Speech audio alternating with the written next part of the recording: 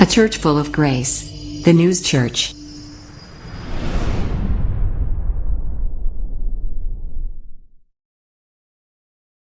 할렐루야, 살아계신 하나님의 말씀입니다. 우리 오늘 성경 본문의 말씀을 가지고 나눌 은혜의 제목은요, 힘있는 교회의 특징이라는 말씀의 제목을 가지고 함께 은혜를 나누도록 하겠습니다. 사람이 살다 보면 그 인생 가운데 있어서 그 인생 스스로가 굉장히 이렇게 목표점을 두고 추구한다고 하는 그런 인생의 목표들이 있죠. 누구나 어떤 것 하나를 놓고서는 그것을 위해서 최대한 노력을 하고 있는 그 삶을 볼 수가 있습니다. 어떻게 보면 그것이 그 사람의 인생에 있어서 큰 자랑거리가 되기를 원하고, 또 그 자랑거리를 위해서 굉장히 무단히도 노력을 하고 열심히 애써가면서 살아가는 게 이 세상에 사는 모습들일 것입니다. 물질이나 명예를 또 구하는 사람들은 그것을 자랑하기를 원하고, 건강, 미모, 또 뭐가 있을까요? 사회적 지위, 또 배경, 아니면 재물, 뭐 이런 것들을 굉장히 많이 자신의 자랑거리로 추구하면서 살아가는 게 그 사람들의 목적일 것입니다. 그러나 사실상 우리가 살다 보면 느끼는 게 많이 있죠. 내가 예를 들어서 이번에 새로 나오는 어떤 뭐 큰 아주 좋은 무슨 스포츠카를 내가 꼭 갖고 싶다, 막 그렇게 갖고 싶어서 안달이 나요. 그런데 막상 그것을 딱 갖고 나면 처음에는 밤이고 낮이고 그냥 막 쓸고 닦고 광을 내느라고 막 애를 씁니다. 그런데 그것이 시간이 지나면 지날수록 그 애착을 가졌던 마음들이 그대로 가던가요? 점점 사라져 간다는 것입니다. 이것이 만족할 줄 모르고 또 다른 새로운 만족거리를 위해서 준비하거나 추구하거나 마음을 거기에 쏟게 된다는 것이죠. 하나님이 주신 선물인 각 가정마다 그 자손들, 자녀들이 있습니다. 이 자녀들까지도 어떻게 보면 나의 만족을 위해서 그 자녀들을 성장시켜내면서 내 자녀가 무엇이 되었으면 좋겠다라고 하는 자기 자신의 자랑거리로 만들려고 하는 그런 자식들을 일방적인 희생을 강요하면서 그 자식들에게 모든 애착을 쏟는 경우들이 있지요. 어린 자녀들이 평생에 그 상처와 고통을 안겨주는 그런 부모들도 많이 있습니다. 인생이 이 땅에 태어난다는 것 자체는 그 인생이 사랑받기 위함에 태어났다라고 하는 우리 그 찬양도 있잖아요. 당신은 사랑받기 위해 태어난 사람. 이렇게 보면 우리 인생이라고 하는 것은 행복과 사랑을 누리고 받기 위해서, 또 주기 위해서 살아야 하는 게 마땅하다는 것이죠. 그러나 그렇게 살아야 함에도 불구하고 그렇게 살 수 없고 고통 가운데 빠져서 낭망하고 실망하고 좌절할 때가 많다라는 것입니다. 우리 교회가 세워진 이 더 뉴스 교회가 올해로서 9년이 되었어요. 9년 차라고 하면 어떻게 보면은 굉장히 긴 것 같기도 하지만, 교회의 역사로 본다 그러면 아무것도 아닌, 이제 9년 차밖에 안 된 아주 신생 교회입니다. 그러다 보니까 우리 교회가 아직도 자립하지 못하고 외부의 도움이 필요한 그런 교회이긴 합니다. 우리 교회 자체도 이렇게 연약합니다. 근데 교회의 역사를 한번 이렇게 쭉 본다 그러면 어느 교회든 한 20년 정도 그 교회가 성장해 나가고 있다 그러면, 이제 그 교회는 전통이 생겨난다, 전통 있는 교회다라고 이렇게 사람들이 인지하고 분류하기도 합니다. 그것을 생각한다 그러면 이제 9년밖에 안 된 우리 더 뉴스 교회에 그간에 있었던 많은 일들, 정말 많은 일들이 있었죠. 해외 선교하는 부분이라든가 교회에서 했던 많은 그 사역들, 이런 것을 보면 외부의 도움 없이는 움직일 수도 없는, 자립하지도 못한 이렇게 작고 초라한 더 뉴스 교회가 해왔던 많은 지난 날들의 일들, 그리고 오늘 안정수 목사님이 대표기도 하실 때 했던 선교의 목적을 두고 감사하며 기도했던 것, 그런 내용들, 우리 교회 더 뉴스라고 하는 이 NEWS, 이것조차도 하나님의 은혜 아니면 우리가 할 수 없었던 일이라는 것을 우리 스스로가 이제쯤이면 한 번은 돌아보고 생각을 깊게 해봐야 된다는 것입니다. 이렇게 생각해 보면 지금까지 지내온 더 뉴스 장로교회의 세월은 전부 하나님의 은혜였고 전부 하나님이 베푸신 기적이라는 것입니다. 그런데 교회의 본질을 우리가 추구할 때 반드시 배우고 기억해야 하는, 잊지 말아야 할 모범이 있죠. 무엇이냐? 바로 우리가 오늘 성경에서 보고 있는 이 사도행전의 그 초대교회의 모습입니다. 즉 예루살렘 교회를 이야기하는 것입니다. 예루살렘 교회는 예수님이 승천하실 때 사도행전 1장에 보면 4절에서 5절에 나오는 그 내용들 가운데 무엇이 있냐? 주님의 약속을 기다린다고 했어요. 주님이 다시 올 그 약속을 기다리며 제자들이 함께 모여서 기도하다가 뭘 받았다?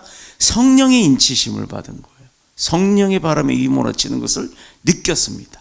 그래서 선물로 받은 그 성령의 힘으로 무엇을 했다? 교회를 세워낸 거예요. 자, 여러분, 처음에 그렇게 예루살렘 교회가 마가의 다락방의 그 성령의 휘몰아침으로 인해서 세워지고 난 이후에 교회의 역사와 교회 부흥의 그 성령의 이끄심은 이건 어디 뭐 말로 표현할 수도 없었어요. 엄청난 부흥을 일으켰습니다. 그런데 그 기간이 짧았다라는 겁니다. 얼마 못 되어서 예루살렘 교회는 큰 핍박으로 환란 가운데 빠지게 되었어요. 그때 교회가 받은 핍박을 원어로 보면, 원어에 나온 그 내용을 해석해 본다면 짐승을 추격한다. 그 교회에서 예배드렸던 예루살렘 성도들이 짐승처럼 취급을 당했다는 얘기예요. 또 사냥을 당한다, 박해한다, 이런 의미의 뜻을 가진 그렇게 가졌던 거예요. 참 이것을 보면 예루살렘 교회가 종교 지도자였던 사두개파 사람들과 바리새인들의 공격을 얼마나 많이 받고 시달렸는지를 알 수가 있는 거죠. 성도들이 받은 핍박이 얼마나 고통스러웠는지. 사방으로 흩어져 나갔다잖아요. 도망쳐 갔다는 거예요. 뿔뿔이 베드로를 옥에 가두더니 이제는 스데반을 어떻게 해요? 돌로 쳐서 죽입니다. 그것도 모자라서 예수님의 형제였던 야고보 목 베서 죽였죠. 그리고 교회를 향한 핍박은 점점 더 거세져 갔다는 거예요. 자, 그렇게 핍박이 심해지고 성도들이 죄다 뿔뿔이 사방으로 흩어져 도망가기 시작하고 나니까 교회의 기능이 유지가 됐겠어요? 안 됐죠. 교회의 기능이 정지되고 말았던 겁니다. 성도들은 박해를 피해서 사방으로 흩어져 갔다 그랬어요. 그런데 이렇게 박해로 말미암아서 교회의 수많은 성도들이 투옥되기도 하고 도망쳐가기도 하고. 자, 그런데 8장 3절에 보면, 오늘 본문 3절에 보면 사울이 교회를 잔멸할세라고 되어 있잖아요. 이거 전멸이 아니라 잔멸입니다. 잔멸이란 단어를 제가 궁금해서 이 사전에서 좀 찾아봤어요. 그랬더니 기능이 점점 쇠퇴하여서 없어지는 걸 얘기하는 거예요. 제가 여기 사울이 교회를 없애버렸다라고 난 판단을 했었는데 그게 아니라 사울로 인해서 교회 스스로가 그 기능이 저절로 없어져 버린 거예요. 교회가 스스로 문을 닫아버린 겁니다. 이렇게 잔멸할세라고 되어 있다는 것이 어떻게 보면 모욕을 준다. 또 원어 성경에는 그 의미가 모욕을 주고 더럽히고 황폐케 하다, 파괴하다라는 그런 의미의 단어를 썼던 거예요.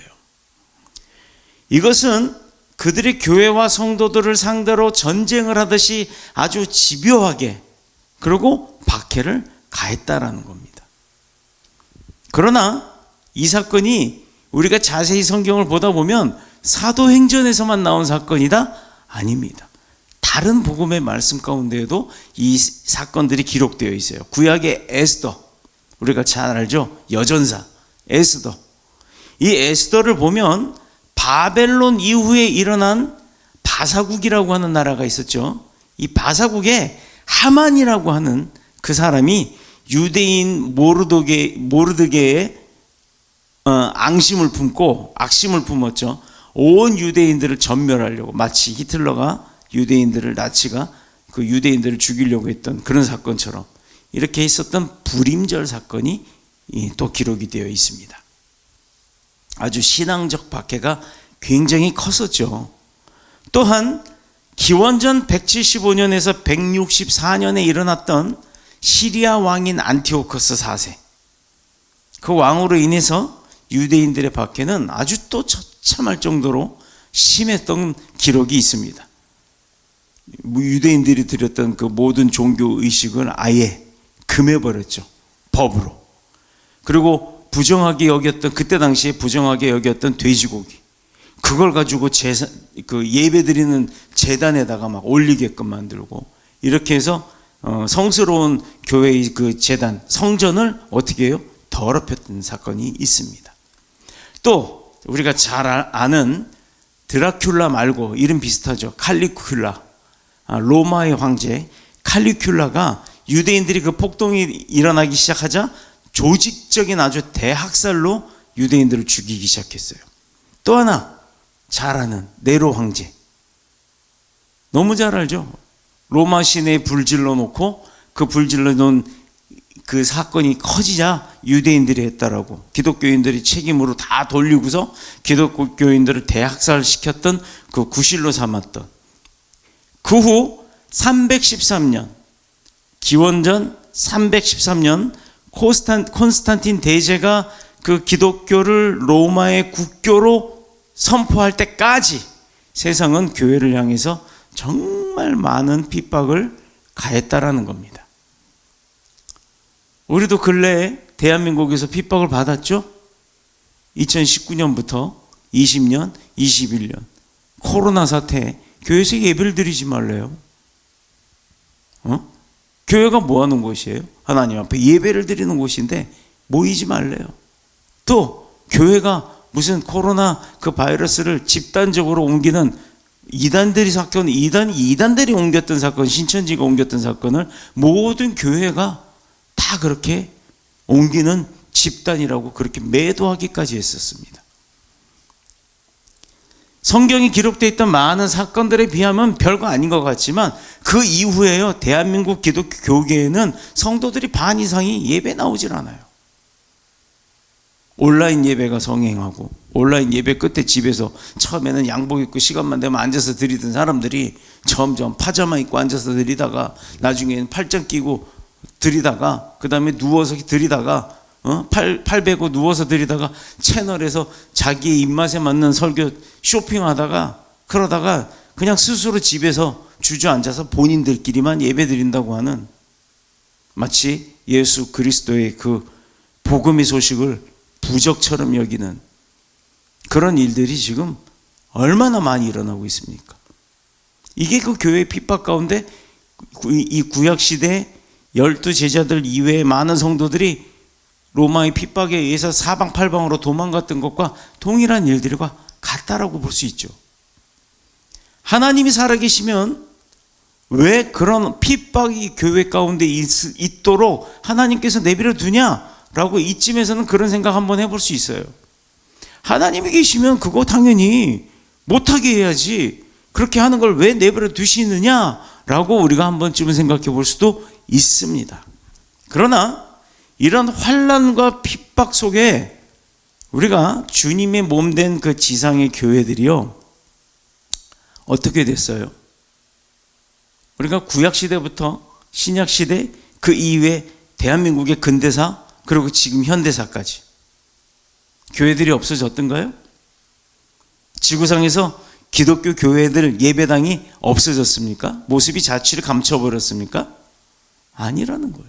아니라는 거예요. 환난과 시련 가운데 오히려 기독교 하나님의 백성들의 그 신앙 깊은, 영성 깊은 그 기도 소리가 끊어지지 않았다라는 거예요. 오히려 더 생겨났다는 겁니다. 가까운 예로 북한에 목숨 내놓고 이불 뒤집어 쓰고 성경 봐가면서 숨죽여가면서 하는 그 기도 소리, 물론 소리는 작지만 그 기도의 영적 깊이는 얼마나 깊은 그 지하교회, 북한의 지하교회의 기도 소리가 여러분 안 들리세요? 환난과 시련 가운데 교회는 그때마다 복음의 그 역동성은 더 강해졌다라는 것을 우리가 기억해야 하는 겁니다. 성경의 모든 역사가 그렇게 증거하고 있고요. 지금 현 세대를 살아가는 저나 여러분께서 함께 겪고 있는 이 교회의 현실도 똑같다라는 겁니다.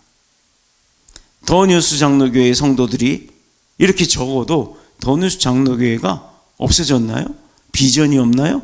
그 사역들을 감당 안 하고 있나요? 그렇지 않습니다.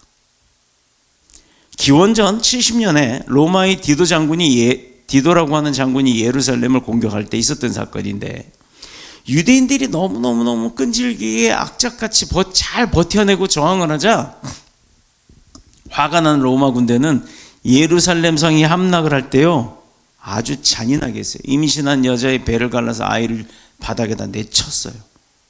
집어 던졌어요. 배만 갈라도 아이가 그냥 죽을 텐데 그걸 끄다갖고 바닥에다 내쳤단 말이에요. 이거는 보복성이죠.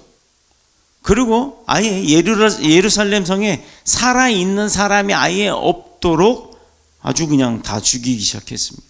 그래서 산은 뭐가 됐다? 시체로 산이 쌓이고, 그 다음에 강은 피로 물들었다고 표현이 되어 있습니다. 이때 1,000명이 요단강 쪽에 마사다라고 하는 헤롯 왕의 그 여름 궁전이라고 하는 그 산성 요새가 있어요. 정말 거기는 걸어서 올라가는 것도 쉽지 않은 곳인데, 지금은 이제 관광지로 뭐죠 그거? 우리 타고 간 거? 마사다 요새. 갑자기 왜 생각이 안 나? 그거 있잖아요. 줄에 이렇게 달린 거. 케이블카. 지금은 케이블카 타고 한 10분이면 올라갑니다. 근데 지금도 물론 밑에로 이제 걸어서 올라갈 수 있는 곳이 있어요. 이 마사다라고 하는 곳으로 도망을 갑니다. 1,000명 정도 되는 유대인들이. 그때도 핍박을 피해서 도망을 간 거죠. 근데 로마 군인들이 이 공성정차라고 하는, 우리 영화 같은 거 보면 있잖아요. 나무에 이렇게 큰 나무에 이렇게 바위 같은 거 실어가지고 이걸 탕 던지면 바위가 이렇게 막 날아가서 성에 부딪혀갖고 그걸 파괴시키고 하는 그걸 공성전차라고 합니다. 그걸 갖고 공격을 해도 저항이 너무 세고 완전히 요새가 아주 벼랑 끝에 있는 곳이기 때문에 방법이 없었어요. 그러니 어떻게 해요? 로마 군인들이 3년이라는 긴 세월 동안 흙을 퍼다가 이 요새 옆에다가 이렇게 흙을 쌓아가지고 그 요새까지 올라갈 수 있는 이 언덕, 경사로 그걸 만들었던 거예요. 마사다 요새에 가면 케이블카 타고 가서 그 반대쪽을 이렇게 보면요, 아주 경사가 완만하게 돼 있는 경사가 아주 길게 늘어져 있습니다. 그거를 흙을 싸서 만든 거예요, 로마 군인들이. 결국은 3년 만에 그 난공불락의 마사다 요새가 함락을 당합니다. 그때 그곳에 숨어서 끝까지 저항을 하던 유대인들이 스스로를 공격할 수는 없으니까 자결을 하게 되는데, 힘센 군인 10명이 다 자결을 하게 해놓고 마지막 그 10명도 스스로 자결을 합니다. 자, 오늘날 이스라엘은 학생들이나 군인들이 거기를 성지순례를 가요. 우리도 갔을 때 이스라엘 청년들, 학생들이 너무 많아서, 굉장히 많았어요. 해외 관광객도 있었지만 그 나라의 학생들도 굉장히 많은데, 그 우리나라 말로는 수학여행을 왔다고 합니다. 이렇게 그때의 유대인들의 그 최후 항전의 정신을 기리기 위해서 그곳을 이렇게 수학여행이나 성지순례를 하듯 그렇게 관광지가 아니라 최후의 항쟁 정신을 기리기 위해서 그곳을 방문한다고 합니다. 그래서 아마 지금의 이스라엘을 지켜나가는 그 유대인들이, 이슬람 세력으로부터 그 유대인들이 강한 힘을 가지고 지켜나가는 건 그런 정신력이 아직도 살아있기 때문인 것입니다. 그런데 놀라운 것은 예루살렘의 함락 때 당시 그리스도인들은 한 사람도 죽임을 당하지 않았다라는 거예요. 이유가 뭘까? 이미 그 이전에 예루살렘에서 박해를 받았을 때 사도들을 제외하고 이 모든 사람들은요, 어떻게 했다? 사방으로, 동서남북으로 가르잖아요. NEWS, 뉴스, 이스트, 웨스트, 사우스, 노스, 이거 순서 뒤집어보면 NEWS, 뉴스, 복음, 오히려 세상을 향한 박해는요, 지상교회의 성도들의 대환란을 보호해 줬다니까요. 신앙을 보존하는데 하나님의 그 특별한 은총이 있어서 그들이 사방팔방으로 도망간 것 같지만 도망간 게 아니라 복음 들고 나가게 해버리셨다는 거예요. 우리가 이걸 기억해야 돼요. 성도들이 박해를 피해서 사방으로 흩어짐으로 그들이 숨은 게 아니란 말이에요. 숨으러 간 그 지역에서도 복음을 증거하기 시작했다는 겁니다. 이게 대단한 역사인 거예요. 그 덕에 저나 여러분이 지금 이 복음을 받아들이고 우리가 이렇게 거룩한 예배 생활을 하고 있는 거예요. 흩어졌던 그들이 환난과 어려움 속에서도 다른 곳에서 예수 그리스도의 복음을 증거하고 전파했다라는 것을 우리가 기억해야 합니다. 이게 오늘 4절이에요. 4절의 내용. 흩어진 사람들이 두루 다니며 복음의 말씀을 전할세. 그 결과 평신도였던 빌립 집사 같은 사람들이요, 성령 충만하니까 평신도 선교사가 돼버린 거예요. 에디오피아이신 네시에게 복음을 전합니다. 십자가의 복음은 거기서부터 시작해서 사방팔방으로 퍼져나가기 시작하는데 걷잡을 수 없이 퍼져나간 거예요. 문제는 오늘날 우리들이에요. 핍박 가운데 도망갔던 사람들로 인해서 퍼져나갔던 그 복음을 받은 우리가 요새는 왜 전도가 안 된다 그래요? 왜 전도가 안 된다고 그래요? 그때나 지금이나 똑같이 핍박받는다고 하면 그때나 지금이나, 지금은 오히려 좋죠. 그런데 지금 우리가 하는 얘기가 전제적으로 하는 얘기가 있죠. 작은 교회 누가 옵니까? 개척교회 누가 옵니까? 다 만들어진 교회에 가죠? 아니요. 물론 그런 사람들도 있어요. 다른 목적이 있어서. 여러분들은 왜 전도가 안 된다고 생각을 하세요? 여러분들의 생각을 좀 들어보고 싶기도 한데. 오늘날 전도가 잘 안 된다고 하는 그 목적이 주된 원인은요, 편안해서 그래요. 편안해서. 사람들이 누리고 있는 우리의 그 삶이라는 게 뭐 돈 모자라서 막 힘들고 이런 거 말고 세상 일로 인해서 너무 바쁘거나 또 반대로 너무 편안한 생활을 하고 있기 때문에 내가 신앙이라는 것을 가져야겠다라는 그 생각조차를 못 하는 거예요. 즉 아침에 눈 뜨면 씻고 또 몇 시간 안에 밥 먹고 출근하고 출근해서 일하고 또 거래처 가고 또 시간 땡 하면 점심 먹고 커피 한 잔 마시고 또 들어와서 나머지 일하고 저녁에 되면 또 차 타고 와가지고 퇴근하고 집에 들어오자마자 씻고 뭐 책 좀 보다가 그러다가 또 누워서 자고 다음날 아침 또 이게 그런 팝송도 있어요. 9 to 5라고 하는 거. 막 하루 24시간이 똑같이 돌아가는데 그 돌아가는 것 자체가 바쁘기 때문에 그래요. 그러니 내 생각이 없는 거예요.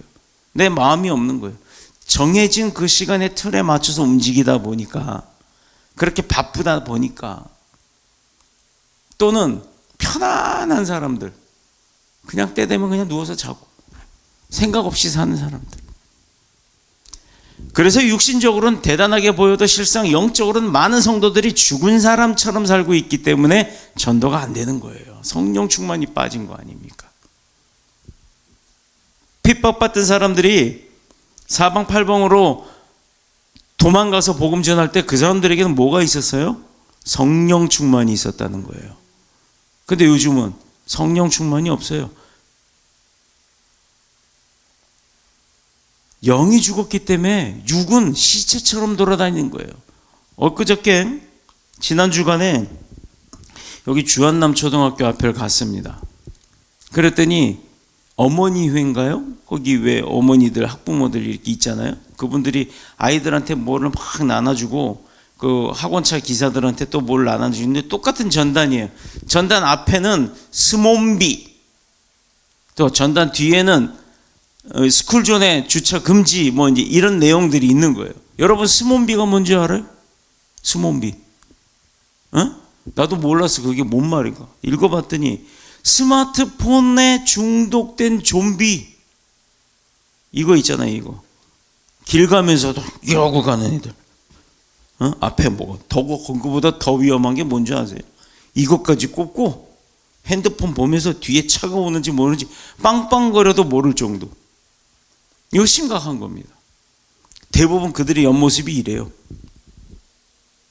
목은 이렇게 내밀고 핸드폰은 이러고 들고.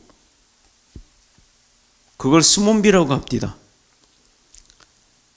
이거요, 마치 영이 죽은 사람들이 그렇게 보여요. 세상의 모든 것은 에너지나 물질의 힘은 반드시 그 강한 쪽으로 흡수되게 돼 있어요. 그래서 우리가 영적으로 약하면 주님의 몸된 교회라도 하나님의 자녀라도 한마디로 세상의 밥이 되고 말 겁니다. 힘이 없고 연약한 교회, 영적으로 죽은 교회는 맛을 익은 소금처럼 결국은 사람들의 길바닥에 뿌려지게 되고, 쓸모없는 소금은 길바닥에 뿌리잖아요. 그래 놓고는 발로 밟혀버리는 거예요. 세상의 사람들의 성공과 그의 야욕을 채워주는 그냥 그런 희생물이 되고 말 것입니다. 노리객과 비방의 대상이 되고 마는 거예요. 기도에 응답도 없고 성령님의 강한 임재도 못 느끼고 그런 거 경험하지 못하는 사람, 기도하면서 눈물이 아니라 콧물 쭉 빼보지 못한 사람, 각성해야 합니다. 주어진 사명을 감당하기는커녕 어디서 무슨 일 요만한 것만 만난다고 그냥 그저 한숨 들이쉬고 내쉬고 탄식만 하고 울고 불고, 하나님이 있으면서 왜 나를 안 지켜주냐, 나 교회 열심히 다녔는데 왜 내가 이렇게 꼴을 당해, 변명이나 하고 원망이나 하고 낙심하면서 그런 삶을 살 수밖에 없는 꼴이 되는 거예요. 뭐가? 성령 충만하지 않으면, 영이 살아있지 못하면 그렇게 되는 거예요. 영이 산 사람들 눈 보세요. 눈이 반짝반짝해요. 하루에 1시간, 2시간만 자도 반짝반짝해요. 그러나 빌립은 평신도였지만 사도들 못지않은 능력으로 사람을 이끌어들일 수 있는 그 전도의 능력이 있었던 그 이유는 성령 충만밖에 없었습니다. 그래서 빌립이 가는 곳마다 하나님의 역사가, 성령님의 인도하심, 이끄심이 강하게 드러났던 거예요. 우리가 하는 게 아닙니다. 하나님이 하시는 거예요. 하나님이 쓰고자 하면 쓰시는 건데, 하나님이 쓰실 수 있는 도구가 돼야 될 거 아닙니까? 아니, 내가 밭에 가서 김을 매려고 하는데 호미를 찾았어요. 호미가 있는데, 여러분 강한 강철로 만들어진 호미를 쓰실래요? 아니면 휴지 물에 적셔서 호미 모양으로 만들어 놓은 그런 휴지로 만드는 호미 갖다가 쓰실래요? 여러분 당장 그 두 개만 있다 그러면 어떤 걸로 쓰실지 판단되지 않아요? 강철로 된 거 갖다 해야 땅을 파고 들어가죠. 종이 적셨다가 마르면 딱딱하지만 그거 몇 번이나 호미질 할 수 있겠어요?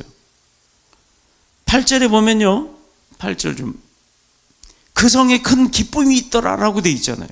이게 뭔 말이냐? 예루살렘 교회가 환난 가운데 있고 모든 성도들이 흩어져 나갔단 말이에요. 그런데 그 성에 왜 기쁨이 있겠습니까? 왜? 어떤 기쁨이 있겠어요? 그럼에도 불구하고 기쁨이 충만했다. 이게 무슨 의미일까요? 인간적으로 생각하면 도무지 기뻐할 수도 없고 내 생명 보존하기도 바쁜, 도망쳐가 살기도 힘든 그런 벅찬 상황에 있는 사람들 가운데 어떻게 기쁨이 있겠냐 이 말이에요. 근데 오늘 4절 5절 봐봐요. 흩어진 사람들이 두루다니며 복음의 말씀을 전할세 빌립 사마리아 성에 내려가 빌립이 그리스도 백성에게 전파한다고 했어요. 뭘? 복음을. 아니 핍박받아서 그지 성이 막 다 무너지게 생겼는데 그 가정 가운데에도 기쁨이 있다? 뭐 때문에? 복음을 증거하니까, 복음을 전하니까. 어떨 때? 성령 충만할 때 복음을 전하니까 내 환경은 엉망개판이라고 할지라도 기쁨이 충만할 수밖에 없다라는 거예요. 이게 유앙겔리온이라는 단어가 복음이라는 말입니다. 이것은 좋은 소식, 즉 기쁨의 소식이에요.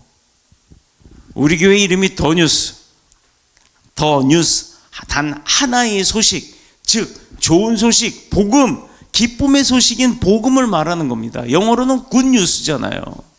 그런데 굿뉴스보다도 좋은 뉴스들 많아요. 누가 장애인을 도와서 어떻게 해서 행복했다, 강아지가 주인을 구했다, 얼마나 좋은 뉴스들 많습니까? 그런데 오로지 더 뉴스 딱 하나의 소식, 복음, 성령 충만할 때 그 복음 하나만 있어도 내 환경이 어떤지 간에 기쁨이 충만하다, 이 말입니다. 우리 교회 이름이 그렇게 주어진 거예요. 그래서 교회 꼴은 요만해도 하나님이 하시는 일은 이만한 거예요. 우리 교회가 작아도 5명이 선교를 가도 그 지역이 뒤집어져요. 400명, 500명이 뒤집어지는 그런 일들이 벌어지는 겁니다. 우리가 아무리 육신적으로 피곤하고 힘이 들어도요, 일단 복음이 내 안에 들어와 있고 그 복음이 전달되시고 있다면 전하는 자나 받는 자나 다 기쁨이 충만하다라는 거예요. 밤을 새가면서 우리가 예수님 자랑하면서 막 이야기를 해도 피곤치 않잖아요. 안 졸리잖아요. 우리가 바로 그런 경험이 있잖아요. 바로 그게 성령 충만 때문입니다. 그냥 입하고 하고 싶어갖고 막 떠드는 수다가 아니라니까요. 선교 이야기, 예수님 이야기, 우리가 그런 얘기 해봐요. 밤 시간 지나가는 줄도 모르고, 배고픈 줄도 모르고, 졸린 줄도 모르고 이야기한다니까요. 그런 경험 많을 겁니다. 우리가 이렇게 이야기만 해도 그렇게 기쁨이 충만하고 피곤하지 않고 막 힘이 나는데, 현지에 나가서 복음을 전달해 보세요. 어떤 일이 있겠어요? 그러려면 뭐 해야 된다? 내가 먼저 성령 충만해야 한다. 밤을 새면서 예수님 자랑해도 피곤하지 않은 이유가 바로 그겁니다. 많이들 겪어보셨을 거예요. 예수 그리스도 십자가 복음의 특징이 뭔지 아세요? 다들 아시지 않아요? 전하는 자나 받는 자나 모두 기뻐진다는 거. 고린도후서 8장 2절에 환난의 많은 시련 가운데서 저희 넘치는 기쁨이라는 내용이 있습니다. 참신앙의 정체는 반드시 환난이나 핍박이나 시련이라고 하는 용광로 속에서도 십자가의 복음으로 인해서 세상 사람들이 모르는 그 기쁨을 건져낼 수 있다라는 거예요. 용광로에 손 집어넣어봐요. 들어가는 순간 다 녹아버릴 겁니다. 그런데도 그런 가운데 있음에도 복음의 기쁨은 건져낼 수가 있는 게 그게 성령 충만이에요. 예루살렘 교인들의 박해로 인해서 사방으로 흩어졌다고 하는 이 말은 집이고 재산이고 뭐고 직장이고 가족이고 다 없어졌다는 얘기예요. 우리 지금 그런 상황 오면 다 어디로 가요? 교회로 가야 되는데 한강다리로 가잖아요. 이런 상황에 있어도 성령 충만의 복음이 내 안에 있다면, 내가 전달 힘이 있다면, 성령의 이끌림을 받는다면 그런 거 문제 안 된다는 거예요. 그렇게 살아서 열심히 복음 증거하는데 기쁨을 누리고 있다면 세상 사람들은 다 저거 미친놈이라고 할 겁니다. 그러나 그 가운데, 그 과정 가운데 어떤 일이 벌어지는지 아세요? 없어졌던 가족도 생겨나고 없어졌던 집도, 직장도 회복된다라는 겁니다. 이게 하나님이 하시는 일이에요. 그러므로 핍박이나 환난이 얼마나 무섭고 얼마나 고통스러운 일인지 우리가 잘 모르고 거기에 휩쓸려 간다 할지라도 대한민국의 기독교 역사는요, 일제 36년간의 우상숭배, 강요, 핍박, 또 수많은 성도들과 지지자들 그 순교당하고 투옥당했죠. 제합리 사건, 또 우리 저기 어디야, 영암교회, 전라도 영광의 가보미 영암교회, 얼마나 많은 성지들이 있습니까? 교회가 문을 닫게 하고 신사 참배하게 하고 일제시대 때 그렇게 했음에도 교회가 없어졌나요? 안 없어졌어요. 3.1운동의 주체가 바로 기독교인들이었습니다. 이렇게 대한민국이 성장해 왔어요.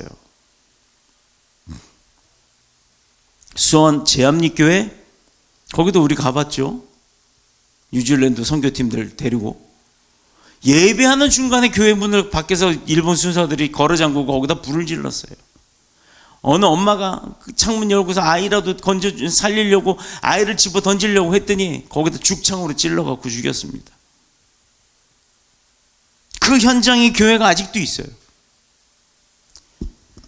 헌병이 달려가서 총검으로 배를 찔러 죽이고 교회 안에 모든 교인들을 다 예배 중에 불태워 죽였다는 거예요. 또 북한의 공산주의자들, 정신 똑바로 차리세요. 북한의 공산주의자들이 신앙적인 박해와 그들이 전쟁을 일으켰던 것은 대한민국의 교회를 초토화시키기 위한 그 목적이 가장 컸던 겁니다.